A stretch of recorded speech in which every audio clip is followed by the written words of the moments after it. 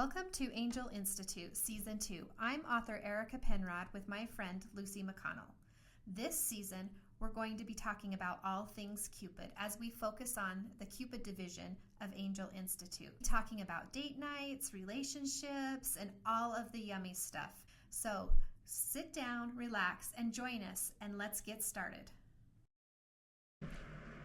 Hello and welcome back to Angels Unscripted. I'm Lucy McConnell and I'm here with my co-host Erica Penrod, and we are here to talk to you today about forced proximity. Yay. This is a fun subject. I'm really excited about this. We are living forced proximity. Yes. We stick ourselves in this little space. In this little room. And we have to get along. And we have to get along. Yeah. I love it. So forced proximity is our topic today because Erica's book, Ethan, from the Cupid division of the Angel Institute, is out today, and we're super excited about it. I'm very excited about your book. Yes. I absolutely am so jealous of your book cover, like the color. Oh, I do like the colors. That color of it, that is my pretty. favorite pink color. Yeah. So kind of a maroonish hot. I call it raspberry. Okay, there you go. Yeah. That's like a raspberry. That's the best description. Yes. There you go. Yeah. So tell us a little bit about forced proximity. What is it in writing? How does it work? Forced proximity, you're basically stuck with someone, right? Yeah. So I love the idea of people being put in a situation that they're forced to spend time together, which this is like a real life thing, right? Yeah. Like how many times are we put in a situation with people through work, through school, whatever your situation is. Even just living in a neighborhood. Yes. With people you're in forced proximity. Right. Yeah. Because you can't pick your neighbors. No. Did you know that? I did. Yeah. No, I didn't know that. I'm just blessed I have really great neighbors. I know. have to say that because it's my sister, right? I know, right? Yeah. Anyhow, I love the idea. Well, and then I'm doubly blessed because I get her and her sister as neighbors. So. Thank you. Anyhow, I love the idea of people put together in a situation that thinking as they go into it, like this is a nightmare. Like this is not going to be good, especially when you put in opposites, which we talked about last time was opposites attract. So when you have two opposite people who don't think they're going to like each other at all, or already don't like each other. Yes, and already don't. Or whose goals conflict. Yes. Like they both want something, but they're totally different, and neither of them can get what they want. Yes. Yeah. So that was the idea behind. Oh wait, did you mention that he's incredibly hot too? Yeah. Well, of course, and she's incredibly adorable. So so I've got that. I mean, that does help. All right. If you're in forced proximity, the hotness is part of it, right? Yes. So he's this cute, charming bookstore owner, and she's the artist, and she comes in, and she's just messy, and anyway, and they are working together in this office space. So he's... I giggle. Yeah. Anyway, so I love that idea. What do you think happens, like, why do you think forced proximity, why is that like hard for me? Is such a good thing though. Like why is it actually a good thing for us as humans? Like what does it force us to do? Okay, so you can't, unless you're Hitler, you can't be horrible 24 hours a day. Yeah. And most people are like good people and they want to be kind to those around them. So in forced proximity, two people who normally argue, that's exhausting. Right. Like, but you can keep it up if you only see each other at the coffee shop or every once in a while in the bookstore. But when you're stuck together 24/7, your niceness has to come out. And then the walls can start to crumble. Right. So it's one of those things that it's like, it is physically exhausting to be mean. I find it physically exhausting to be mean. I find I'm tired all the time. It's just a lot of work to be, it's just a lot of work. It is. It's outside, I think, of most people's norm. Well, and going into vibrations, putting out that negative feeling and that negative energy is just draining for you and every person around you. Yeah. So it's very difficult to stay within that, within that vibration. Right. So when you get into the forced proximities, like I said, that your goodness has to shine forth at some point. So I think it makes it so that when it does shine forth, that other person is there to see it. Right. There you go. Right. So that's kind of one of my thoughts. So with writing forced proximity as a trope, there's always a common goal or something that way, but there's usually an underlying attraction. Yes. So they might not like each other they might not like to like each other. Right. But there's that undeniable attraction that makes it fun to write about. But the other thing I like to think about with forced proximity is there's a lot of times in my life where I have kind of had this preconceived notion about somebody or had like judged them early, like saw them in a few situations and like I have an idea of who they are. Yeah. And then through forced proximity, I get to know that person and I spend a lot of time with them. And then I find out, oh, I actually really like this person. Yeah. Like they are fantastic. Misjudged that. Yeah. Yes. Like maybe our personalities are different and we just clash. Yeah. But then when in you the get to get-go. Right. Right. But when you get to know someone, you find out that I have that happen so many times in my life. Like I love getting to know people because I find the more that I spend time with people, I genuinely really like them. Yeah. And appreciate, even if their differences are blatant. Yeah. To me, like to mine, but I find that I just really like them. Like, I'm like, oh, I can appreciate that about you. That's different than how I think about it, but that's okay. That's great. And you can see the beauty in... Yeah. Yeah. So I love it in real life. I love forced proximity because it forces us to grow as human beings.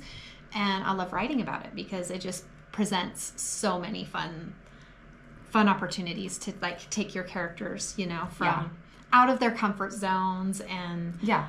And anyway, so I think the other thing that it does, and you hinted at that, is that when you are forced to spend time with someone, usually the things that they say, usually the things you don't like about another person is something that you really don't like about yourself. Oh, okay. And so it kind of shines a mirror on those things, and you have to do a little bit of self-reflection. Yeah. When you're in those situations. Yes. And so it's like, is this me? Is this him? Is this us together? Is this, kind of a deal? And you have to like consider some of those things. And so I think it does make us take a little look at ourselves. And that makes me think about, at the same time, a lot of times you look at the person's strengths, that they might have strengths that is like your weaknesses. Like your weakness is, and so you're already insecure, and then you're forced in a situation with somebody who seems to excel and shine in that situation. Ways. Yes. And so then you're like, I really don't like this person. I don't, because it's a self-reflection. Your weakness, you're comparing their strength to your weakness, and which is what we normally do, right? Right. 100%. Like I always pick my worst flaw to put up against somebody's shining flaw. Right. Shining flaw. Shining. Yes. Your shaw's all flying. Yeah. I mean, I swear. So we haven't done this for I'm like, I think it was that fever that I had last week that like burned some brain cells or something. No, that's fun. Yeah. You know what I mean? Well, I couldn't say forced proximity, so I mean, you may as well. You got it out. You should have a turn. It's fine. Oh boy, sorry about that, guys. So anyway, so I think your beautiful parts that shine are what we normally hold our shadowed parts up against, which isn't fair to our shadowed parts. Right. So we need to remember that. No comparison. No comparing. Let's write down these words because I really like them. I know. Normally I'm good at making up words, but I do it on purpose. Wait, did we already talk about your 20... What is that word that I cannot say? 20-mish. Yeah. Yeah. Or 40-mish. Or 30-mish. Yeah. 20-mish. I don't know why that does not roll off my tongue, but it really does not. Yeah. Anyway, words according to Lucy. Words according to Lucy. That's I tell my husband all the time. Part of my job as an author is to make up words. Right. That is literally part of the job description. So you're stuck with it. You're good. You're good. He's stuck with it too. Good. Yeah. Yeah. Anyway, forced proximity. He's stuck with it when I make up words. He doesn't get out of it. So we've talked about forced proximity. We talked about that's the Ethan coming out. Ethan is now available. Ethan is available. If you would like to read Ethan, you can find it on Amazon. It is available in the Kindle Lending Library, and it is at a special release price of $2.99. Yes, and I was going to say, but now we're going to turn the table and so excited. It's your book is coming out. We're kind of doing 2 for 1 today because as Lucy mentioned, she had a fever last week. Yeah, she was out of it.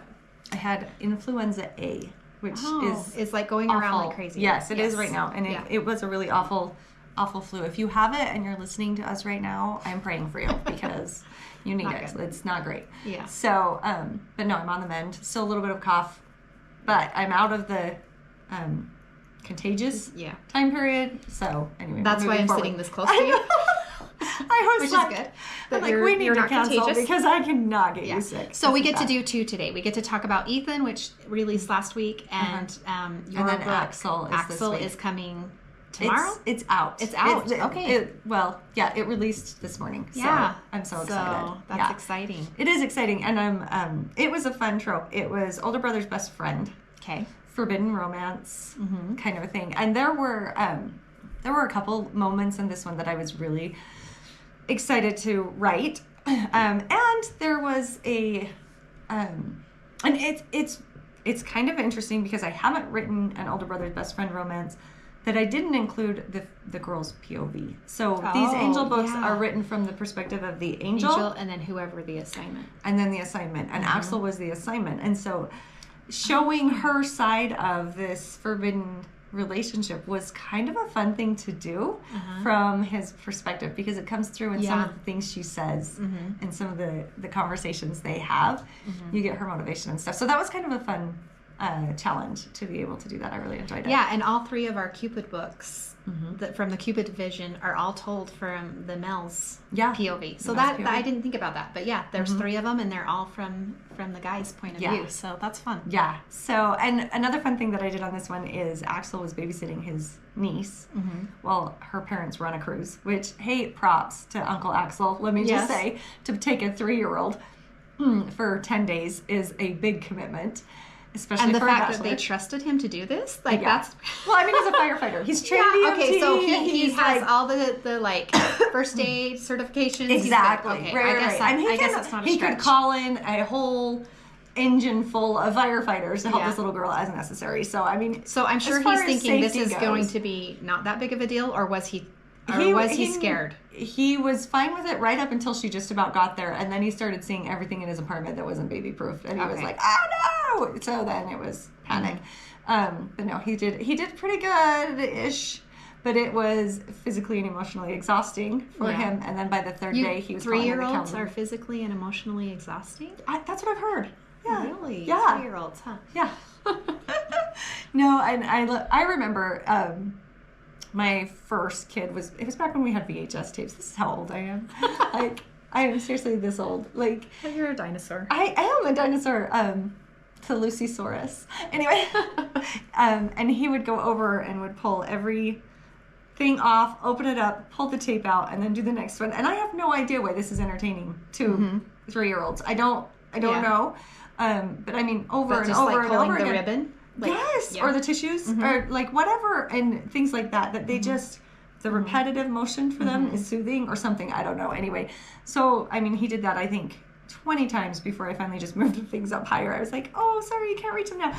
But I felt guilty for taking away his happiness. I was like, he loves to do this and make this pile of VHS tapes. That's where that old advice comes in. Choose your battles. You're like, I'm fine if you totally pull every tissue out of that box. Like, there are days when it's like, you know what, go right ahead. It's okay. It's a box of tissues. It's a box of issues.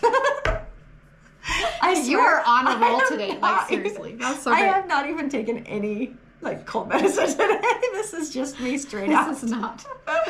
This is medicine. So anyway, it was fun to write his frustration with the little girl, but also the fun things, like she likes to make pancakes and he makes pancakes with her and things like that, and so to show all those cute moments of a uncle who really loves his niece.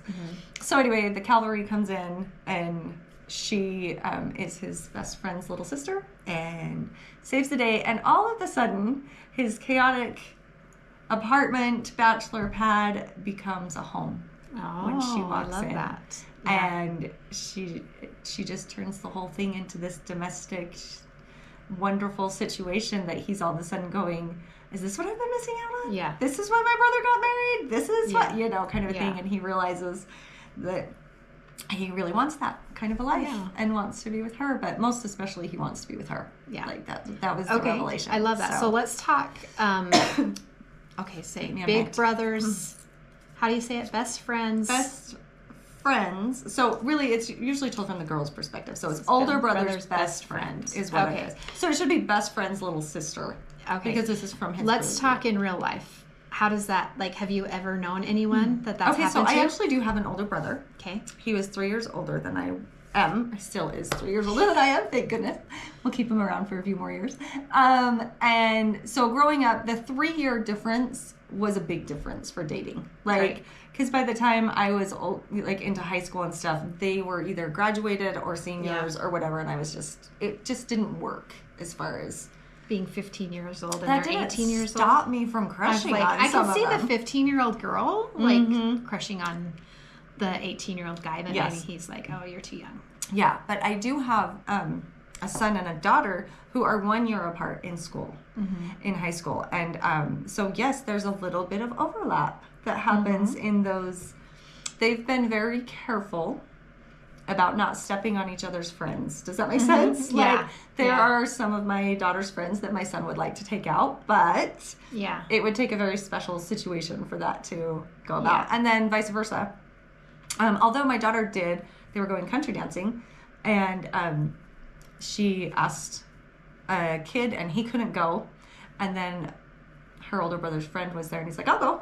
And so he ended up going, and so they ended up going on a date, go country dancing. But it was very, chill. It was But you can see where conflict comes into this. Like, you can see where it's like two people that you really love. Like, if you're the big brother, you love your friend, you love your little sister. Yes. So if this goes bad, it could be very bad. Yeah. So you can see very, very why bad. That's like introduces a lot of conflict. Yes. And I also know some of my son's friends have made comments like, no, he would kill me. Kind of a deal. It's nothing they've ever talked about, but it's all understood. There's no... And you as the author. I know, and I'm just sitting there going, I know this. We could probably make this happen. Yeah. Like when she walks into a room and 3 of his friends follow her as she moves across, kind of thing, and I'm like... Yeah. So it's a real thing. It's not just a trope. It's a real thing. I know. Or when she's standing there talking to some friends and he comes over to say hello and they all just start giggling uncontrollably and it's like, oh my word. Yeah. So it's a trope for a reason. Yeah. But yes. Yeah. Yeah. I love the idea of the 3-year-old because I think 3-year-olds add a whole other dynamic. But how fun is that for them to come together over taking care of this little girl? Oh yeah. I just adore. I loved and how fun. And she just adopts both of them as though they are parental figures. And so, cute. Anyway, it was so fun too because then her parents come to pick her up and they're running around trying to clean because obviously he hasn't cleaned anything up because what uncle ever cleans up stuff and has it ready to go when you pick up, right?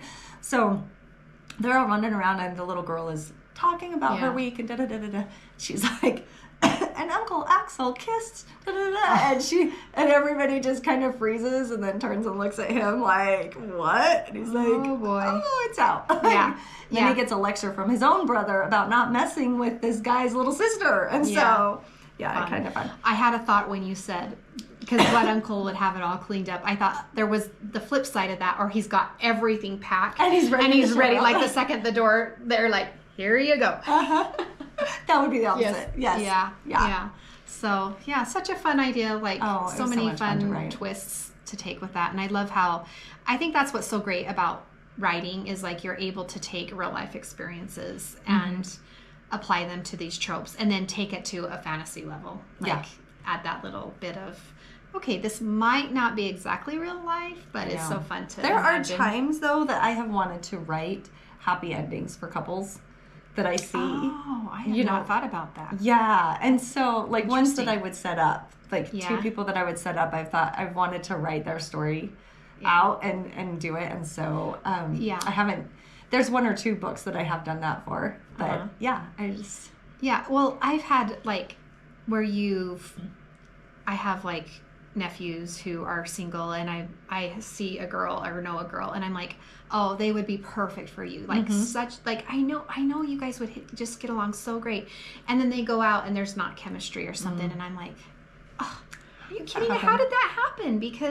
And that's when I think it goes back to the soulmates. And we played on this soulmate thing with the Cupid division. I love that. I love that idea of And that's my advice that I give to my daughters as they're dating. I'm like, you go out with this person and you have a great time or whatever, but if he's not your person, he's not your person. Yeah. And it's nothing against him and it's nothing against you. It's just not your person, because we've talked about, we think that like a soulmate is the person who is going to inspire you, encourage you, and give you chances and opportunities to become the best version of yourself. Yeah. And I think that there's some divine intervention in that. And we have our angels. Yes, like they're on the other side, and we have angels here on earth and we have angels on the other side. But I really believe there is someone that God wants you to be with, because it is going to bring out the best in you. Yeah. It might not be pleasant. I know. And it might be forced proximity. It might be forced proximity. You might have to get really specific about getting you close together. But that you can see that in the other person. I think there's someone for everyone, and when you're dating, you just kind of have to keep going until you find. What do you tell your daughter? How many about the frogs? Oh yeah, you have to kiss a lot of frogs before you meet your handsome prince. Yep. Yeah. So that was from my grandmother, by the way. My grandma told me that as I was starting to date. She's like, "You're gonna have to kiss a lot of frogs," and I was like, "Sweet." Sign me up. I know. Yes. And in fact, I got my daughter a shirt that says, "I'm tired of kissing frogs." I love it. Yep, which I don't know. Frogs are frogs, but yeah.